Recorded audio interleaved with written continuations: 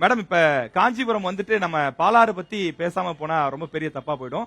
சுருக்கமான பதில் உங்ககிட்ட இருந்து எதிர்பார்க்கிறேன். வரும்போது தாவேக கேள்வி கேட்ட மாதிரி திமுக கிட்ட கேட்க சொல்லி மக்கள் சொன்ன ஒரு கேள்வி இருக்கு. என்ன அப்படின்னா, பாலாற்றில் 10 ஆண்டுகளுக்கு முன்புதான் தடுப்பணை கட்டப்பட்டுச்சு. ஏன்னா பாலாறு எவ்வளவு முக்கியன்றது நான் சொல்ல வேணாம், இங்க இருக்கக்கூடிய அத்தனை மக்களுக்கும் நல்லாவே தெரியும்.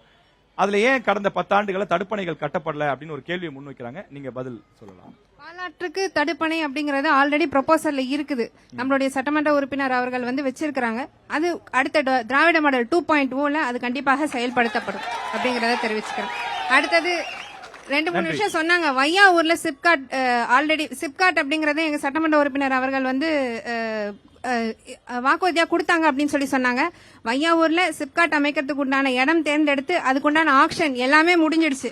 இன்னும் ஒரு வருடம் ஆக்ஷன் முடிஞ்சு இப்ப அவங்க இன்ஃப்ராஸ்ட்ரக்சர் அமைக்க வேண்டிய பணியில இருக்கிறோம். சோ சிப்காட் வையாவூர்ல கண்டிப்பா காஞ்சிபுரம் மாநகரம் இன்னும் அது அடுத்த வருஷம் காஞ்சிபுரம் மாநகரத்தோட இணைய போகுது. சோ அப்படி இருக்கும்போது காஞ்சிபுரம் மாநகரத்துக்குள்ளாரே அது வரதுக்கு உண்டான வாய்ப்புகள் எல்லாமே இருக்குது அப்படிங்கறத இந்த இடத்துல நான் தெரிவிச்சுக்கிறேன்.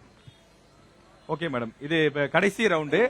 மீண்டும் திராவிட முன்னேற்ற கழகம் காஞ்சிபுரத்தில் இருக்கக்கூடிய 3 தொகுதிகளிலும் வெற்றி பெற்றால் காஞ்சிபுரம் மக்களுக்கு என்ன கிடைக்கும்? துறை வாரியா சொல்லலாம். இந்த விஷயங்களுக்காக நீங்க திமுகவுக்கு வாக்களிக்கணும்னு மக்களுக்கு நீங்க பேசலாம். இங்க இருக்கக்கூடிய மக்கள் நூற்றுக்கணக்கான மக்கள் இருந்தாலும் லட்சக்கணக்கான மக்கள் நேரலை மூலமா நியூஸ் தமிழ் தேர்தல் பயணத்தை பாத்துக்கிட்டு இருக்காங்க.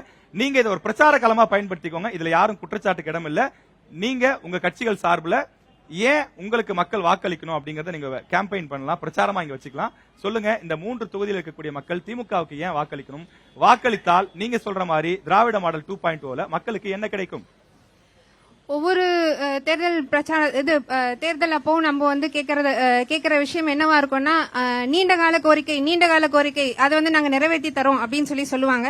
ஆனா நாங்க இந்த வாட்டி அந்த மாதிரி சொல்லவே தேவையில்லை. ஏன்னா நீண்ட கால கோரிக்கைகள் காஞ்சிபுரத்துக்கு எல்லாமே வந்துட்டு கடந்த இப்ப நடந்து முடிஞ்ச ஆட்சியிலேயே நாங்க வந்து செஞ்சிட்டோம்.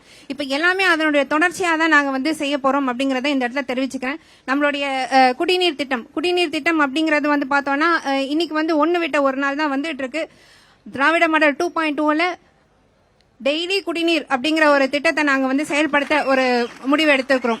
அதே போல பார்த்தோம்னா கோர் டவுன் இன்னைக்கு பெரிய காஞ்சிபுரம் சின்ன காஞ்சிபுரம் இது ரெண்டுமே பார்த்தோம்னா 50 வருடங்கள் பழமையான பாதாள சாக்கடை திட்டம். சென்னைக்கு அப்புறமா பாதாள சாக்கடை திட்டம் அப்படிங்கறது காஞ்சிபுரத்துக்கு தான் கொடுத்திருந்தாங்க. இது ரெண்டுமே 50 வருடங்களுக்கு உண்டான திட்டம். அது பார்த்தோம்னா வந்துட்டு இன்னைக்கு 50 வருடம் ஆனாலும் இன்னைக்கு ஒரு சில இடங்கள்ல அதனோட பிரச்சனைகள் இருக்கதான் செய்யுது. அதற்கு சரி செய்யறதுக்காக நாங்க வாகனங்கள் மூலமாக பழுது நீக்கி எல்லாமே பண்ணிட்டு இருக்கோம். அதை முழுமையாக சரி பண்ணணும் அப்படின்னா புதியதாக ஒரு பாதாள சாக்கடை திட்டம் கோர் டவுனுக்கு கொண்டு வரப்படும் அப்படிங்கறத இந்த நேரத்தில் தெரிவிச்சுக்கிறேன். அதே போல பார்த்தோம்னா நம்மளுடைய ஏற்கனவே நான் சொன்ன மாதிரி அல்லாபாத் ஏரி வந்து தூர்வாரப்பட்டு CSR மூலமாக ரெடி பண்ணிட்டு இருக்கோம். அதே போல நம்மளுடைய பொன்னேரிக்கரை அதுவும் ரெடி பண்ணுவோம் அப்படிங்கறத சொல்லிக்க விரும்புறேன்.